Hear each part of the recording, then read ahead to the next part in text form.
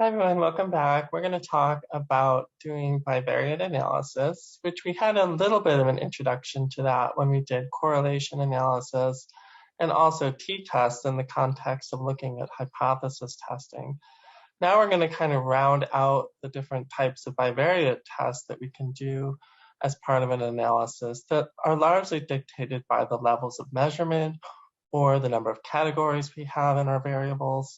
And so this week we're going to cover categorical analysis using chi-square test of independence and ANOVA, which we'll see shortly is very similar to t-tests.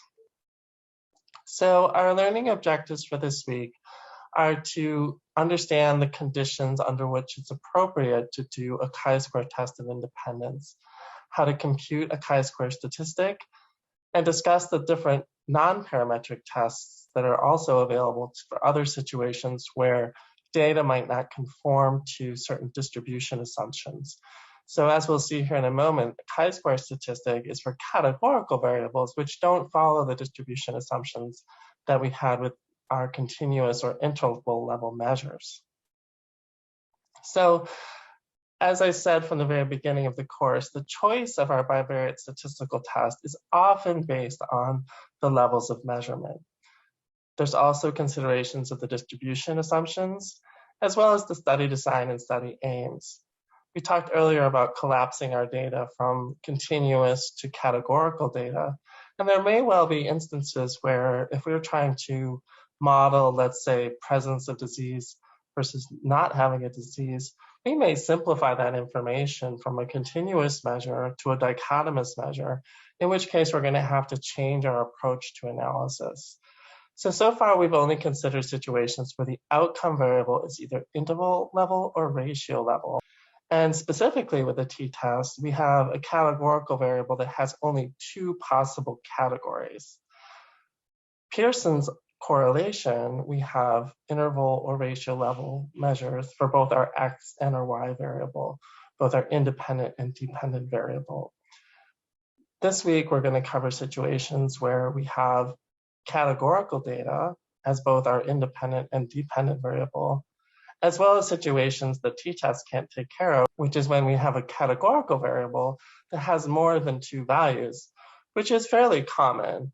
Now, we often think about things like treatment versus no treatment, and those are very conducive to t-tests or randomization type studies. But there are plenty of instances where there might even be three different treatment categories, or we may have differences by, say, race, ethnicity, which may have multiple categories. And so we do need to have a test that allows us to look at more than two categories. So we'll get to that in part 2 of this week. Today, we're going to focus on chi-square tests, which as an epidemiologist, that is one of the main tools of the trade. We kind of do 2 by 2 by 2 by 2 tables to death because we have so many outcomes where we have categorical or disease state outcomes. So does someone have cancer? Yes or no. Does someone have asthma? Yes or no. And so we often have categorical outcomes. We also often have categorical exposures. Were they exposed? Were they not exposed?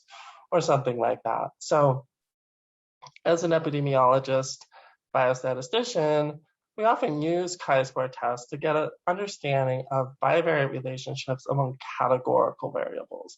What's nice about a chi-square test is that you can have any number of categories in your variables, both as your independent and your dependent variable. It's a little easier to think about what's happening, both in terms of conceptually and mathematically, if we start with smaller tables, but do know that chi-square tests can be expanded to any number of cell sizes, both in terms of width and the number of rows, okay? So the important thing to note is that a chi-square test of independence is for comparing two categorical variables. And it tests the relationship between those two categorical variables in using a cross-tabulation of frequencies or a contingency table. Crosstabs and contingency tables are synonymous. You'll often see in statistical software both. You'll see crosstabs, you'll see contingency. They mean the same thing. And so don't be thrown by that. The chi-square test of independence is also called the Pearson's chi-square test. Pearson was a very busy person coming with all these important tests. But a Pearson's chi-square test, if you look at the formula, might look a little intimidating at first, but let's break it down in terms of what those components are. So a chi-square test compares the observed frequencies in a contingency table across the different cells to our expected frequencies in the cells. And that concept might sound elusive right now, but let's think about what we set up when we do a contingency table or a 2x2 table. Our observed values are going to be those values that we observed in our data, what we get just from cross-tabulating one variable against another. The expected values or the expected frequencies are also derived from our data, in that we would expect that if groups are similar with respect to some outcome, they should have similar proportions across that table. So that's the expectancy. So let's look at this more in depth. So this is one way to visualize expected versus observed frequencies in a 2x2 table. This is as simple as a 2x2 table gets, where we simply have counts. Notice we don't have percentages, row percentages, column percentages. We just have raw counts. And when you set up a contingency table, you often have the option of starting with a more basic table like this, and then expanding to have row percentages, column percentages, totals. And as we'll see, we can also ask for expected frequencies. So in this 2x2 table, we're looking at the proportion of respondents who currently report having alcohol on a regular basis. They are a current drinker. And you can see right away, hopefully, that there's a slight difference between men and women. We have 50 women and 50 men in this study. And of the women, 20 out of 50, or 40%, said that they were current drinkers. Out of the male population in this sample, 40 out of 50, or 80%, said that they were currently drinkers.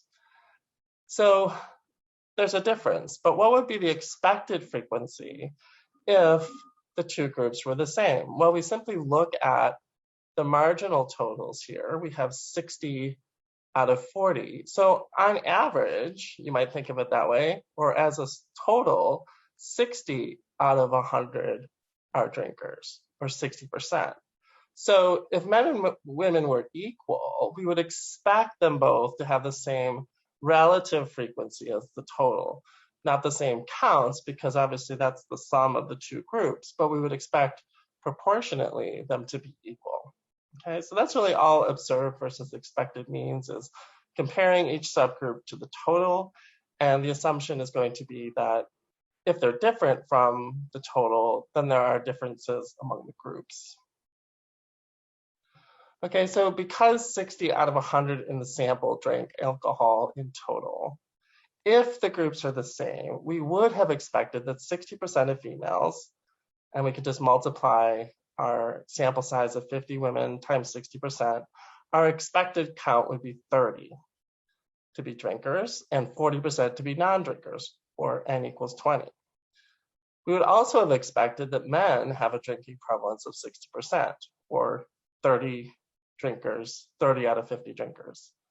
Okay, basically we would have expected them to be equal under the null hypothesis, which we'll get to here in a moment.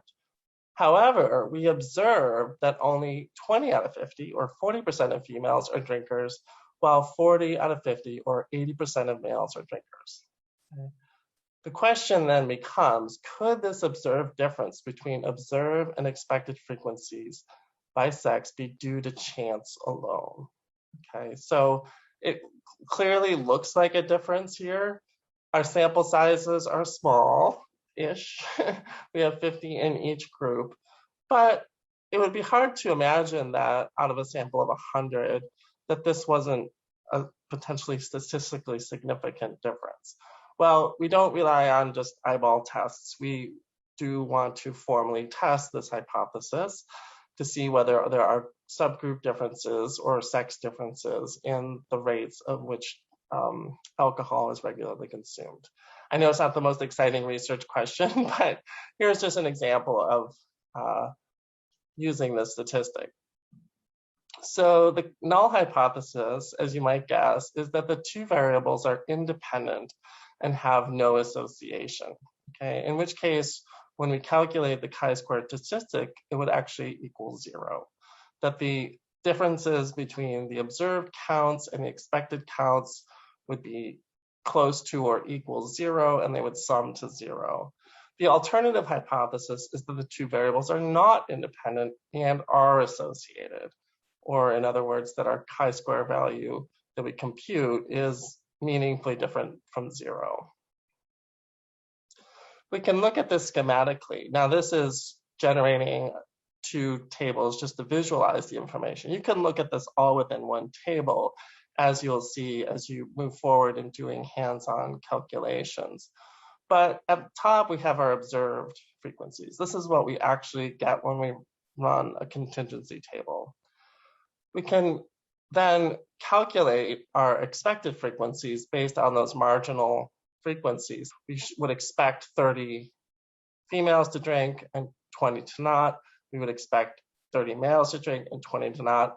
Again, that's based on our marginal distribution here, or our total distribution here. So all I did was calculate the expected frequencies and put them in this table. So in calculating the chi-square statistic, we're simply going to take the difference between the observed and the expected in each cell, square that value, and then divide that by the expected value. Okay, so in this case, for this one cell, it would be 20 minus 30, or 10. 10 squared equals 100, divided by 30 equals 3.33. Okay, so that cell in the table is contributing that much to our overall sum for the chi-square statistic. If we continue that with the 4 different cells in our 2x2 table, we would notice that there's a slightly different contribution of each cell to calculating our chi-square statistic. In this case, when we sum the 4 cells and their contributions, we get a chi-square value of 16.67. The meaning of that is only relevant when we look up the chi-square statistic in a table and determine based on the degrees of freedom, which will be dictated by the number of rows and columns that we have in this table, whether or not that exceeds our critical point for, or the critical region for the chi-square distribution, which is different than a t-distribution, different from a normal distribution, as we'll see. Another way that we can visualize this information, and you can request that it be visualized this way in statistical software, is to, in addition to presenting the raw counts or the observed counts, you can show the expected counts. So if the two subgroups, male and female, were in fact equal, what would we expect in terms of counts? We can also ask for its contribution to the chi-square statistic, just like we saw there as we were calculating it step by step. So that first cell contributes a value of 3.3, 5.0, 3.3. Okay, and the amount they contribute is how much does that differ from expectancy, basically. Okay, so that would be one way to visualize it, and you could sum those contributions and also come up with the value of 16.67. Clearly, there is a difference here, but again, we won't know that unless we compare our computed chi-square statistics against the table. Please note before we do that the order of categories, as well as the ordering of values within columns and rows, does not matter in terms of calculating our chi-square statistic. We could flip the order of our outcome variable, and we could flip the order of our exposure variable or our independent variable, and we'd come up with the same chi-square value. It's nice in that you can't really fail. It's hard to mess up a contingency table that way. When we start to look at things like effect estimates that we get from a 2x2 table, the order can matter in terms of the calculation, as we'll see.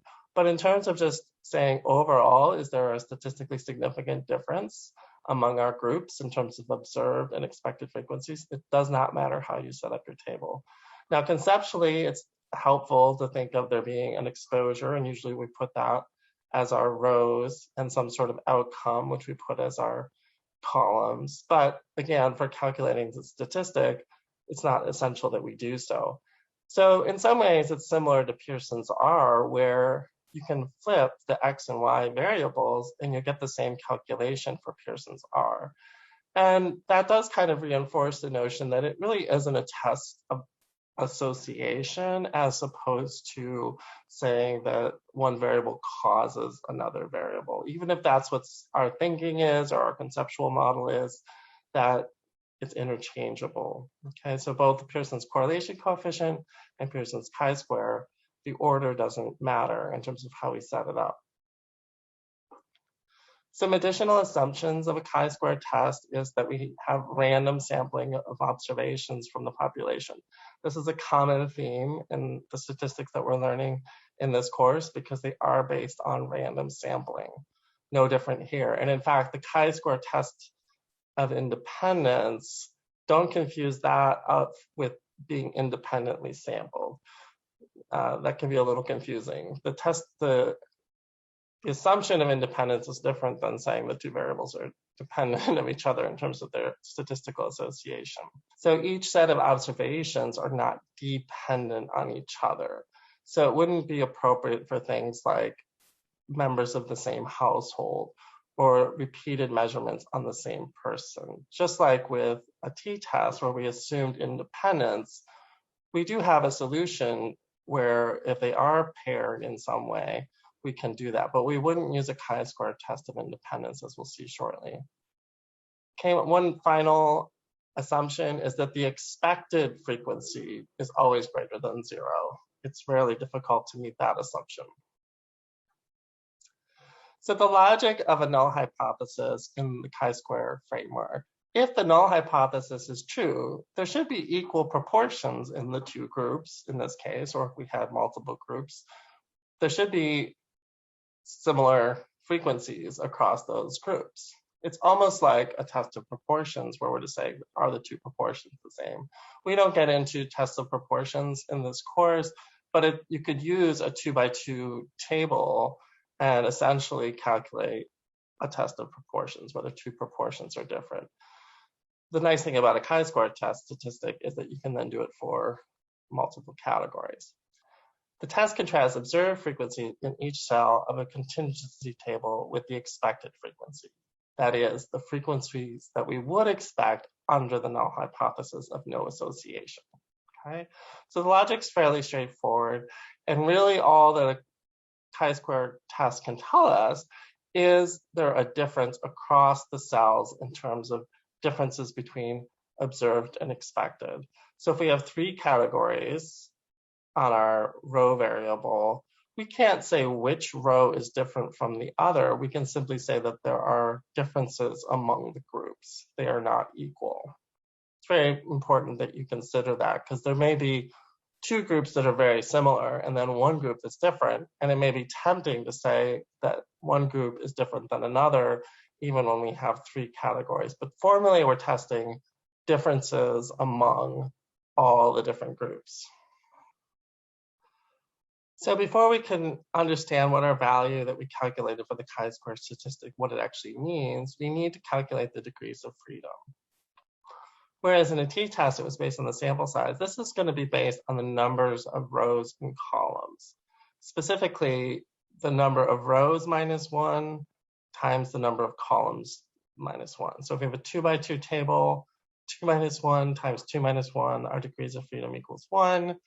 For a 2x3 table, it would be 2 minus 1 times 3 minus 1, which equals 2, and so on. So I won't show you for all possible combinations, but that's how you would calculate the degrees of freedom in a lookup table, our favorite way to do statistics manually.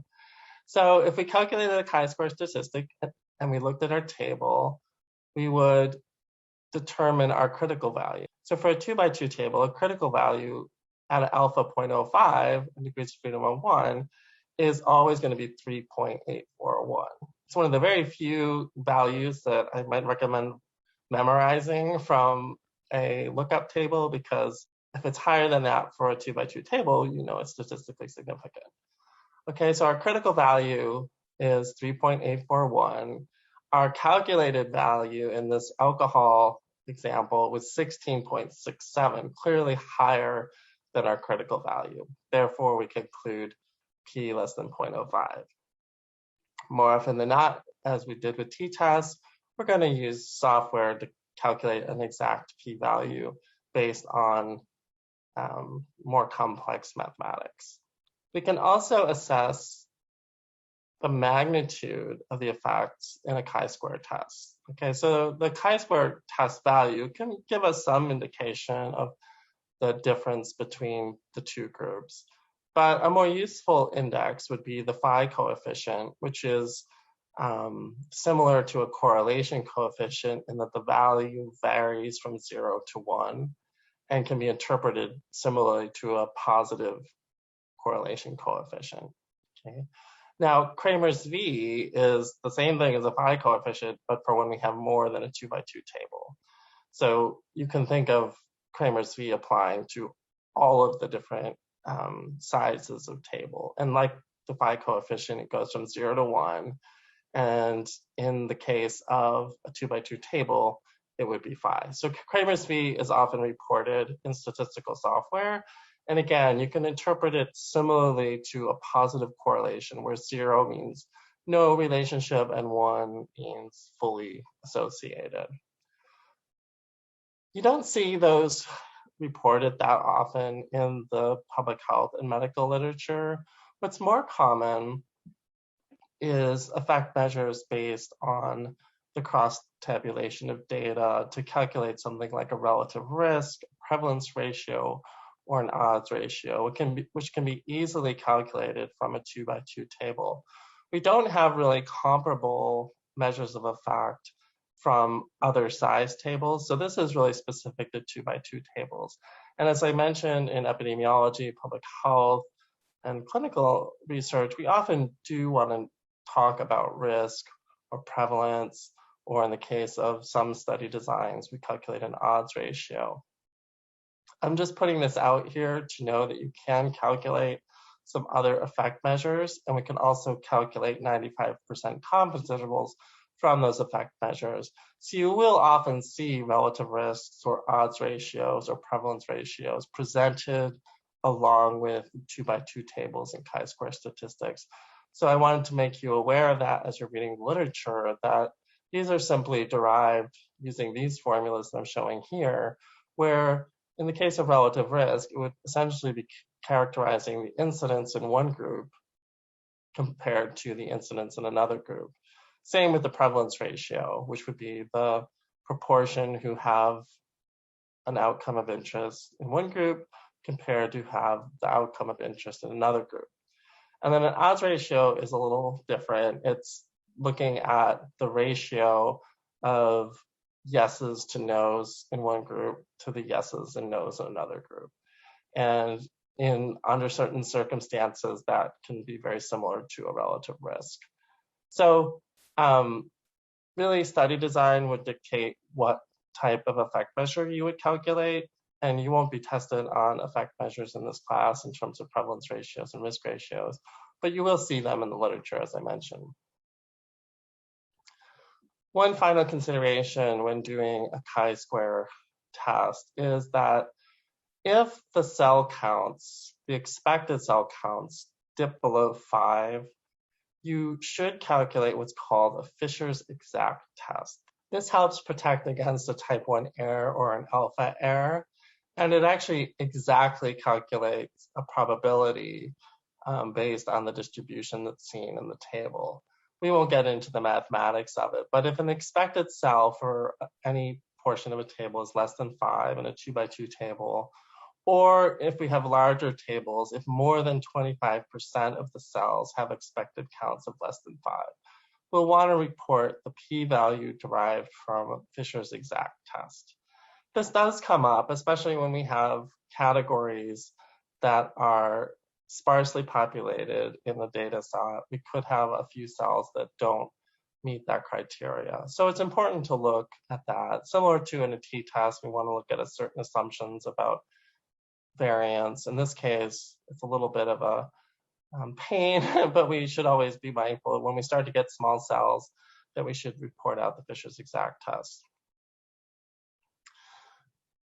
One other nuance is that if we do have dependent data, we do have another test we can do, which is McNemar's test for matched pairs.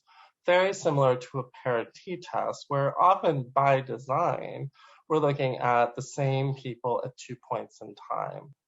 Okay, so recall that one of the assumptions of a chi-square test is that the two groups being compared are independent. McNemar's test gets rid of that assumption, and we can test then for associations among the same people at 2 different time points. So did basically their proportion on some measure change from pre-test to post-test or something like that. So more often than not, we're not going to stumble upon needing to use McNemar's test. Usually it's because of the way that we design the study, that we have matched pairs that we want to look at over time. The calculation is a little bit different, and I'm not going to go into depth on that, but conceptually, it's similar to a chi-square test in terms of how we interpret the results of a McNemar's test. And again, there's also similarities with the paired simple t-test. We might use it a pre-post test or in some kind of crossover design.